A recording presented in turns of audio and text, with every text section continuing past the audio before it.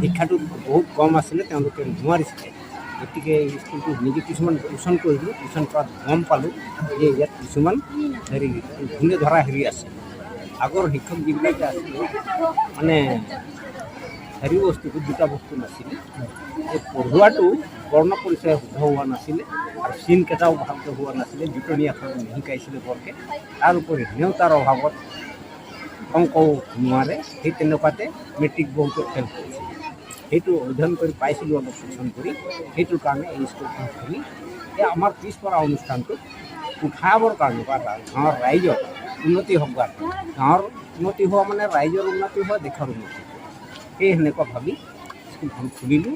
তাৰ পৰা এতিয়া বহুতখিনি ল'ৰা ছোৱালীয়ে শিক্ষা লাভ কৰে। তো সেইটো সময়ত মই এনেই থকাৰ কাৰণে এইটো যিটো স্কুল ওলাইছে অনানুষ্ঠানিক শিক্ষা কেন্দ্ৰ, এইটো ব্লকৰ ফালৰ পৰা ওলাইছে। পঞ্চায়তৰ চৰকাৰে এটা আলোচনী দিছিলে, যিটোৱে মানে নন ফৰ্মেল বুলি কৈছিলে, ল'ৰা ছোৱালীবোৰকে শিক্ষা দিছিলে। সেইকাৰণে সৰ্বশিক্ষা হিচাপে সেই সময়তে গ্ৰহণ কৰা হৈছিল।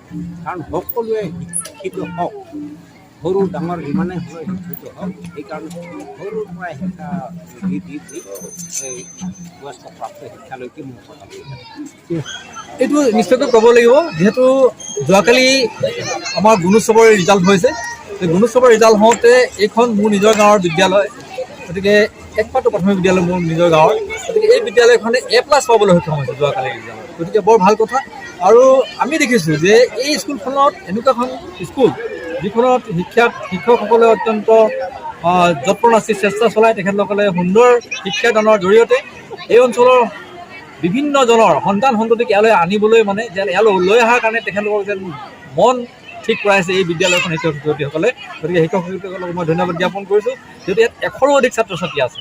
গতিকে অন্যবিলাক বিদ্যালয়ত মই এনেকুৱা ধৰণৰ ছাত্ৰ ছাত্ৰী দেখা নাই, কাৰণ প্ৰাইভেট স্কুললৈ গুচি যায়। কিন্তু এইখন এনেকুৱা এখন স্কুল, প্ৰাইভেট স্কুললৈ কোনো পধ্যেই শিক্ষাৰ ক্ষেত্ৰত কম নহয়। গতিকে সুন্দৰভাৱে শিক্ষাদান দিয়াৰ বাবে আচলতে এই স্কুলখন আজি এনেকুৱা এটা পৰিৱেশ সৃষ্টি